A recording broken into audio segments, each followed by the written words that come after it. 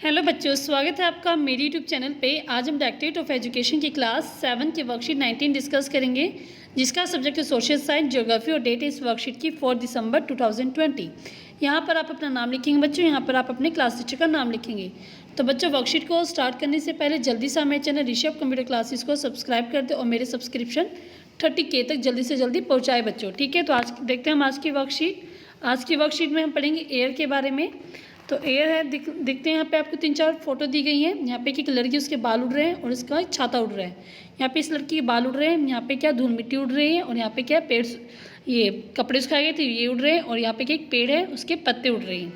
तो have you ever felt और scene anything like this? क्या आपने कभी ऐसी चीज़ महसूस की है या आपने कभी ऐसी चीज़ देखी है? हुआ होगा कभी ना कभी, सबके साथ ऐसी चीज़ें होती हैं, बाल उड़ते हैं, छतरी उड़ जाती है।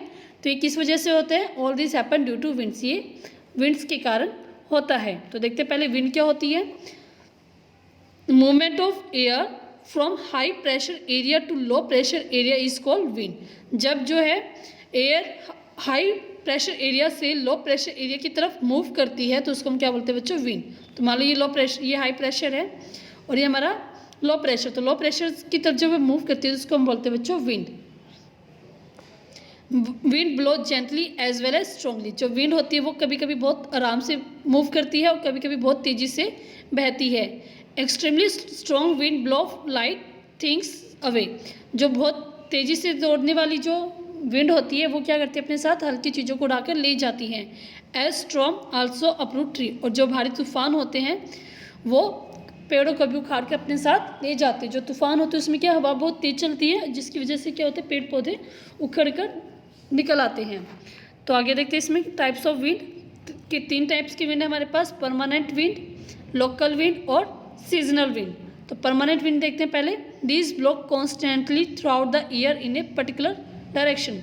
तो ये जो विंड होती है लगातार एक पूरे साल, मतलब कांस्टेंट है तो मतलब परमानेंट है, तो पूरे साल एक ही डायरेक्शन में बहती हैं, चलती हैं, ठीक है। तो ये क्या परमानेंट है, इनमें कोई भी डायरेक्शन में कोई चेंज नहीं होता। ये जिस डायरेक्शन में चलती है उसी डायरेक्शन में चलती है और पूरा साल एक ही डायरेक्शन में चलती है। इसकी एग्जांपल है trade winds, westerlies and polar easterlies, ठीक है। तो ये आपकी इस टाइप है, trade winds, westerlies and polar easterlies. तो नेक्स्ट हमारे पास लोकल विंड। लोकल विंड क्या है? This wind blow only during a particular period of the day और year in a small area. ये क्या होती है? स्मॉल एरिया में किसी पर्टिकुलर टाइम पे, दिन या रात, और या फिर पूरे साल में किसी पर्टिकुलर डे पे ही ये चलती हैं। फॉर एग्जांपल जैसे लैंड और sea breeze, hot and dry wind, sea क्या होती हैं? लोकल विंड्स हैं। Loo blowing during summer season in a northern India are का लोकल विंड। जो लू चलती है, जैसे जो लू होती है वो आमतौर पे दिन के समय चलती है, ऐसा नहीं देखा जाता कि रात पे चलती है। तो ये क्या है? किसी पर्टिकुलर टाइम पे चलती है डे के, और साल के पर्टिकुलर डे पे चलती हैं, तो इनको हम बोलते हैं लोकल विंड बच्चों। नेक्स्ट हमारे पास seasonal wind. This wind change their direction in different season. तो जैसे जैसे सीजन चेंज होते हैं ये वैसे वैसे अपनी डायरेक्शन चेंज करते हैं, उनको हम बोलते हैं सीजनल विंड्स। फॉर एग्जाम्पल जैसे मानसून विंड इन इंडिया, जैसे जैसे हमारे इंडिया में जो मानसून आती है वो भी क्या मानसून विंड है इंडिया में, तो ये क्या कहलाएंगी? Seasonal wind कहलाएंगी। अब देखते हैं जैसे कि यहाँ पे आपको ये दिखाई दे रहा है, wind vane is used showing the direction of the wind. तो ये क्या विंड वेन है? जहाँ पे एक मुर्गा है यहाँ पे हमने लगाया हुआ है, और यहाँ पे क्या नॉर्थ ईस्ट साउथ वेस्ट हमने डायरेक्शन लगाई हुई है। जिस डायरेक्शन में इसकी चोंच होती है उसी डायरेक्शन में हमारी विंड की डायरेक्शन होती है, तो इसको बोलते हैं विंड वैन। इसको हम डायरेक्शन देखने के लिए यूज़ करते हैं। तो आगे हम देखते हैं major pressure belt and wind system. तो प्रेशर बेल्ट देखते हैं और इसके कॉरस्पॉन्डिंग हम विंड सिस्टम देखेंगे। तो फर्स्ट जैसे कि यहाँ पे the pressure difference is the major cause of genesis of wind system. तो जो विंड है वो किस कारण से चलती है बच्चों? प्रेशर डिफरेंस के कारण, क्योंकि वो हाई से लो प्रेशर की तरफ मूव करती है। The air always move from high pressure area to low pressure area. वो हमेशा हाई प्रेशर एरिया से लो प्रेशर एरिया की तरफ मूव करती है बच्चों।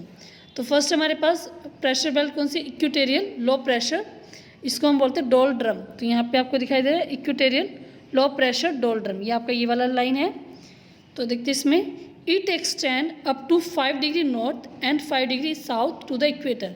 ये इक्वेटर के 5 डिग्री नॉर्थ और 5 डिग्री साउथ के बीच में फैला हुआ है। In this region the temperature is high throughout the year. जो ये वाला रीजन होता है इक्वेटोरियल लो प्रेशर, इसमें क्या होता है टेम्परेचर हमेशा ज़्यादा होता है।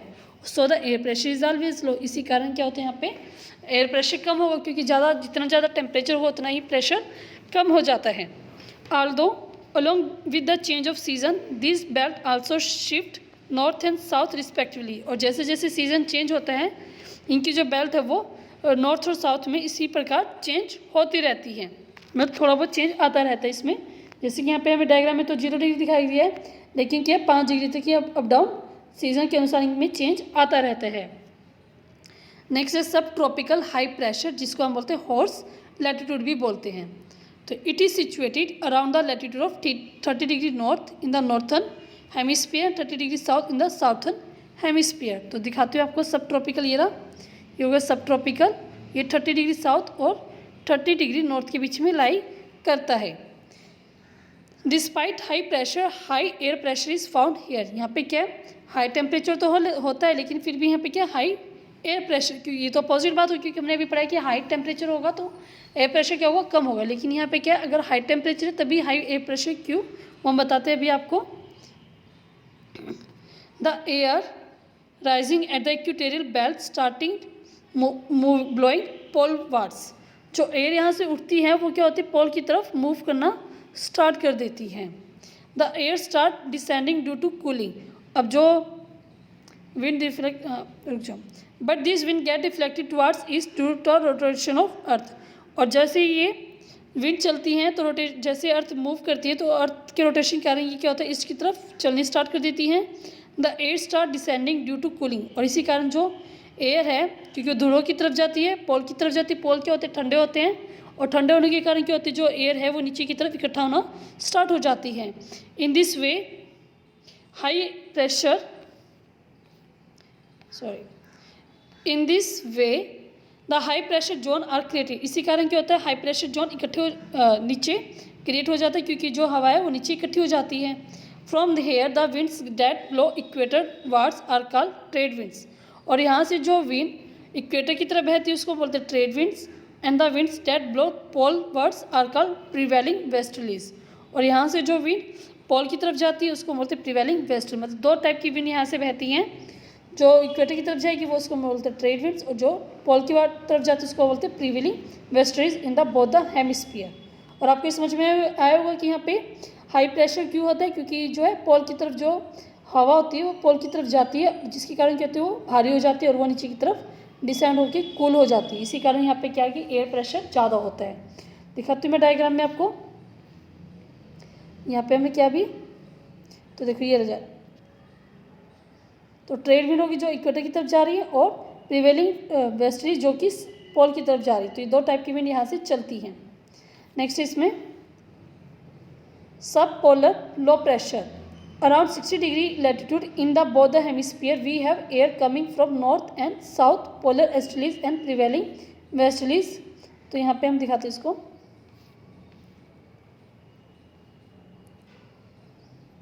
देखो जी ये आपका सब पोलर लो हेमिस्फीयर ये दिख रहा है आपको। यहाँ पे क्या ये 60 डिग्री के आसपास लाई करता है। We have air coming from north and south. यहाँ पे जो एयर है वो नॉर्थ और साउथ दोनों से आ रही है, और पोलर एस्टर्लीज आ रही है, पोलर एस्टर्लीज यहाँ से आ रही है, एंड प्रिवेलिंग वेस्टर्लीज जो इधर से आ रही है, ठीक है। Hence at this point air converges and rise up hence low pressure system.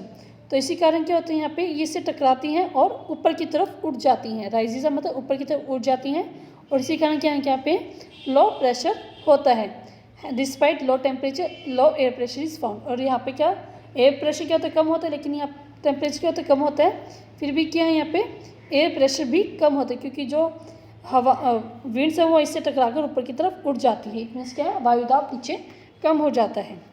Next है polar high pressure.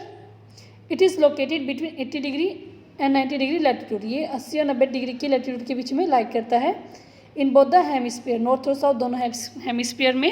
Hence pressure persist at the pole throughout the year because at the presence of very low temperature. क्योंकि यहाँ पे क्या temperature low होता है तो यहाँ पे क्या होता है हाई प्रेशर पाया जाता है, क्योंकि ये बिल्कुल ही पोल के पास है। Polar easterlies will blow from here towards low pressure area. जो पोलर एस्टर्लीज थी हमने देखी थी यहाँ पे, यहाँ से क्या होता है, वो लो प्रेशर एरिया की तरफ मूव करना स्टार्ट कर देती है। ठीक है, तो ये हमारा सारे के सारे हमने स्किल पढ़ लिया, हमने प्रेशर बेल्ट पढ़ी हमने सारी। यहाँ पे हमने डायग्राम के साथ इसको आपको समझाया। आप इस डायग्राम को भी अपने कॉपी में अच्छे से करना और इसको भी अच्छे से याद करना। वर्कशीट के क्वेश्चन से में नहीं है, लेकिन आपको ये याद करना है बच्चों। ये मेरी तरफ से आपको काम दिया गया है। नेक्स्ट है क्वेश्चन से करते हैं इस वर्कशीट के answer the following question. Define wind. Wind क्या होती है, हम पढ़ते हैं इसको। यहाँ पे दी गई थी हमें wind, the movement of air from high pressure area to low pressure area is called wind. ये आपका क्वेश्चन नंबर 1 हो गया बच्चों। ठीक है, नेक्स्ट क्वेश्चन हम देखते हैं। मैच द फॉलोइंग को मैच करना है आपको। जैसे परमानेंट विंड, परमानेंट विंड क्या होती है, ट्रेड विंड। नेक्स्ट है लोकल विंड, वो क्या होती है, लू होती है। और सीजनल विंड मानसून होता है। तो इसको आप लेंगे फर्स्ट, सेकंड और ये थर्ड बच्चों। ठीक है, आप इसको मैच कर लेंगे। Next activity, study the impact of cyclone in Orissa that occurred in the year 1999 and find out other such event. तो जैसे कि उड़ीसा में 1999 एक साइक्लोन आया था, उसी प्रकार की आपको और इवेंट अपनी वर्कशीट मतलब एक एक्टिविटी आपको करनी है। ये आप ऐसे नेट से सर्च करके आप लिख सकते हैं ऐसे कौन कौन से हैं जहाँ पे साइक्लोन आए थे और उसका कितना इम्पैक्ट पड़ा था, तो आप करेंगे ये। तो पूरी वर्कशीट बच्चों हमारी कंप्लीट हो गई है। अगर आपको वर्कशीट समझ में अच्छी लगी है तो इस चैनल को सब्सक्राइब कर दें, ताकि आपको आगे मेरी वीडियो को सर्च करना ना पड़े और जल्दी से जल्दी आपको मेरी वीडियो मिल जाए बच्चों। लाइक करके बताइए कि आपको वीडियो अच्छी लगी हो तो, और कमेंट करके बताइए कि आपको वीडियो कैसी लगी। ठीक है, और शेयर करें मेरी इस वीडियो को, ताकि जो बाकी बच्चे हैं वो भी मेरी इस वीडियो की हेल्प से अपनी वर्कशीट कंप्लीट कर पाएँ और मेरे चैनल को सब्सक्राइब कर पाए बच्चों। थैंक यू बच्चों, थैंक यू वेरी मच।